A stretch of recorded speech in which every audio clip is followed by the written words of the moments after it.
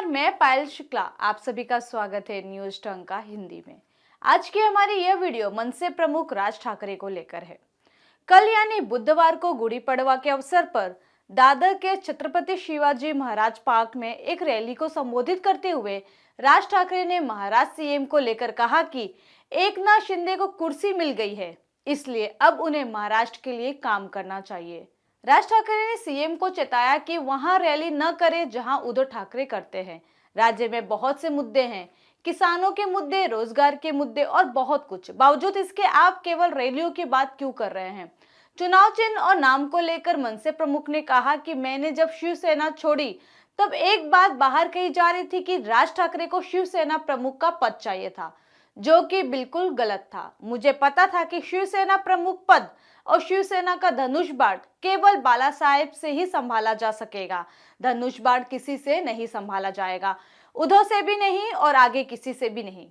राज ठाकरे ने अपने भाषण के दौरान पूर्व मुख्यमंत्री उद्धव ठाकरे पर भी जमकर निशाना साधा। उन्होंने कहा, सीएम रहते वक्त उद्धव किसी से मिलते नहीं थे, आज सबसे मिल रहे हैं, क्यों? सीएम एकनाथ शिंदे को सलाह दिया कि उद्धव ठाकरे के जाल में न अटके, महाराष्ट्र पर ध्यान दे। आगे उन्होंने कहा कि महाराष्ट्र की राजनीतिक परिस्थिति को देखते हुए ऐसा लगता है कि अभी विधानसभा के चुनाव करा लेने चाहिए, जिससे दूध का दूध और पानी का पानी हो जाएगा। हालांकि राज ठाकरे की इस रैली के दौरान एक मुद्दा जो काफी चर्चित रहा, वह है अवैध दरगाह का मुद्दा। दरअसल राज ठाकरे ने रैली के दौरान अरब सागर में माहिम के तट से कुछ मीटर दूर बन रही एक दरगाह का मुद्दा उठाया। राज ठाकरे ने अपने संबोधन में एक क्लिप चलाया और राज्य सरकार, मुंबई पुलिस और निकाय प्रशासन का ध्यान खींचते हुए धमकी तक दे डाली। उन्होंने कहा कि अगर इस दरगाह को 1 महीने के भीतर नहीं गिराया गया तो मनसे उसी स्थान पर जाकर गणपति मंदिर बना देगी। वीडियो में कुछ खंभों के साथ तट के पास एक द्वीप प्रकार का छोटा भूभाग दिखाया गया है। इस वीडियो में कुछ लोगों को समुद्र के पानी से गुजरते हुए और प्रार्थना करते हुए भी देखा जा सकता है। राज ठाकरे ने इसी को दरगाह के रूप में दावा किया है।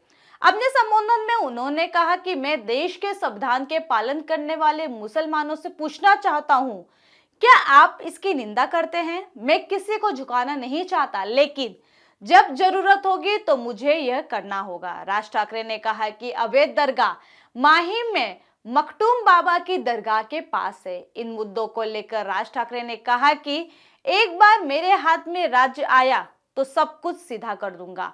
बाद में मनसे के आधिकारिक ट्विटर हैंडल से भी एक वीडियो साझा किया गया, जिसमें कहा गया था कि राज साहब ने आज एक महत्वपूर्ण बात उठाई। देखिए क्या होता है जब सरकार या प्रशासन नजरअंदाज करता है। यहाँ समुद्र में माहिम के मखटूम बाबा की दरगाह के पास अवैध निर्माण किया जा रहा है।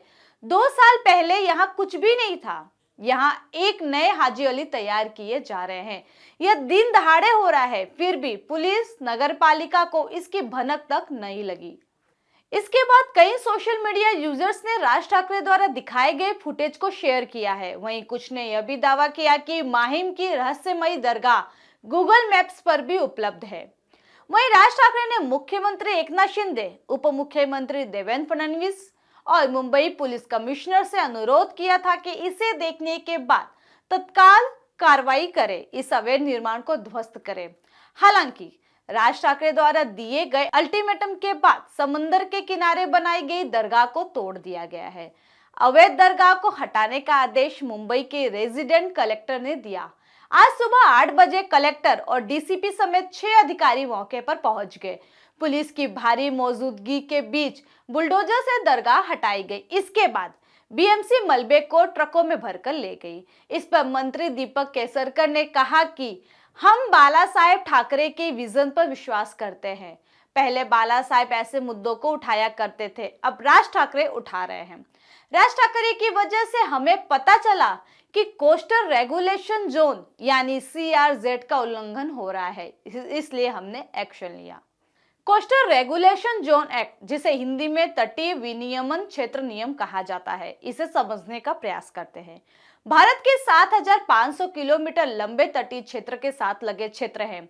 हाई टाइड लाइन से 500 मीटर तक की तटीय जमीन और दरारों, खाड़ियों, बैकवाटर और नदियों के किनारे 100 मीटर के स्टेज को ज्वारीय उतार चढ़ाव के अधीन कोस्टल रेगुलेशन जोन कहा जाता है। भारत सरकार द्वारा इन क्षेत्रों में बिल्डिंग, इमारत, टूरिज्म की मूलभूत सुविधाएं और अन्य सुविधाओं के डेवलपमेंट को रेगुलेटेड या विनियमित किया जाता है। कोस्टल रेगुलेशन जोन नियम समुद्र के निकट नाजुक इकोसिस्टम पारिस्थितिकी तंत्र की रक्षा के लिए समुद्र तट के करीब मानव और इंडस्ट्रियल गतिविधि को नियंत्रित करते हैं। इसमें समुद्र तट से एक निश्चित दूरी के भीतर कुछ प्रकार की गतिविधियां जैसे बड़े कंस्ट्रक्शन, नई इंडस्ट्रियों की स्थापना, खतरनाक मटेरियल का स्टोरेज या निकालना, खनन सुधार और बांध बनाना शामिल है। वहीं रैली के दौरान राज ठाकरे ने मस्जिदों से लाउडस्पीकर बंद करवाने के लिए सरकार से मांग की। उन्होंने कहा कि मेरी सरकार से मांग है कि आप लोगों को बताओ कि मस्जिद से लाउडस्पीकर बंद करें, नहीं तो हम बंद करवा देंगे। उन्होंने चेतावनी देते हुए कहा कि या तो सरकार हटाए या फिर हमारी तरफ ध्यान न दे, इतनी विनती है। दरअसल पिछले साल मस्जिदों में लाउडस्पीकर का मुद्दा खूब गरमाया था। इस मुद्दे को महाराष्ट्र से ही हवा मिली थी।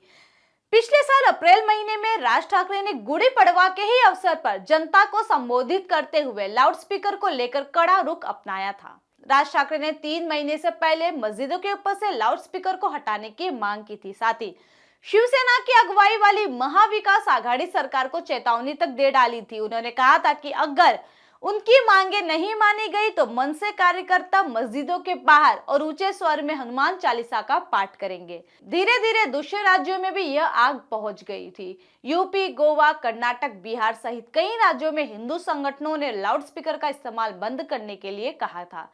मनसे प्रमुख इस चेतावनी के बाद लाउडस्पीकर विवाद में मजहबी रंग ले लिया था। दूसरे राज्यों में भी लाउडस्पीकर को उतारने की मांग की जाने लगी थी।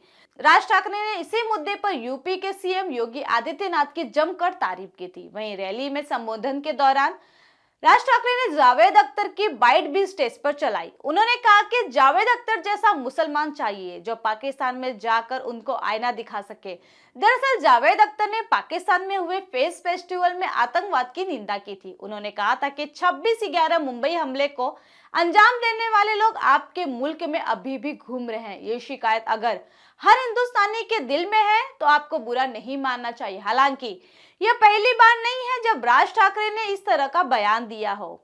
इससे पहले दिए गए उनके कुछ बयान के बारे में आज हम आपको बताते हैं जो काफी सुर्खियों में रहा था। मनसे प्रमुख राज ठाकरे हमेशा ही गैर मराठियों पर हमला करते आए हैं। मनसे प्रमुख ने अपनी पार्टी के एक कार्यक्रम में कहा था कि जो भी नए ऑटो रिक्शा गैर मराठी चला रहे हैं उनके ऑटो में आग लगा दी जाए। राज ठाकरे ने एक बार असदुद्दीन ओवैसी को खुला चैलेंज दिया था कि वो एक बार महाराष्ट्र में आ जाए तो उनके गले पर चाकू रख दूंगा। ठाकरे ने यह बयान इसलिए दिया था क्योंकि ओवैसी ने कहा था कि कोई उनकी गर्दन पर चाकू रखकर भारत माता की जय बुलवाएगा तो भी वो नहीं बोलेंगे। वहीं आतंकवादी याकूब मेनन की फांसी को लेकर सलमान द्वारा दिए गए एक ट्वीट पर राज ठाकरे ने काफी विवादित कमेंट किया था। दरअसल सलमान ने ट्वीट याकूब के फेवर में किया था। इससे गुस्साए राज ठाकरे ने सलमान को बिना दिमाग का आदमी कह डाला था। वहीं साल 2008 में राज ठाकरे ने मुंबई में सभी दुकानों से साइन बोर्ड को मराठी में लिखने की बात कही थी। इसके साथ ही उन्होंने यह भी चेतावनी दी थी कि जिसकी दुकान में मराठी में शब्द नहीं लिखा जाएगा उसकी दुकान को तोड़ दिया जाएगा। तो वहीं 2010 में राज ठाकरे ने एक प्रोग्राम में कहा था कि मुंबई में बढ़ती भीड़ की वजह सिर्फ और सिर्फ गैर मराठी लोग हैं। यह सब और अब के दिए गए बयानों के आधार पर राज ठाकरे पुनः राजनीति में प्रवेश करना चाहते हैं। यह तो स्पष्ट है, वह जनता के बीच जाना चाहते हैं। राज ठाकरे को उम्मीद है कि जो काम अल्टीमेटम की वजह से नहीं बन पाया वह जनता के समर्थन से सफल बनाया जा सकता है। वहीं कई बार उनके हालिया बदलाव को उनकी पार्टी महाराष्ट्र नवनिर्माण सेना यानी मनसे और बीजेपी के बीच बढ़ती नजदीकियों के रूप में भी देखा गया है। हालांकि राज ठाकरे का यह हिंदुत्व एजेंडा अचानक नहीं बल्कि सोच समझकर उठाया गया कदम है और यह मनसे के राजनीतिक विस्तार का ही हिस्सा है। राज ठाकरे की धमकी पर आज माहिम के समंदर में बनी अवैध दरगाह को हटाया गया। इस पर आपकी अपनी प्रतिक्रिया क्या है, हमें कमेंट सेक्शन में जरूर बताएं। साथ ही हमारे चैनल को लाइक, सब्सक्राइब और शेयर करना न भूलें। फिलहाल के लिए इतना ही। जल्दी एक नई जानकारी के साथ पुनः उपस्थित होंगी। तब तक के लिए मुझे दीजिए इजाजत। धन्यवाद।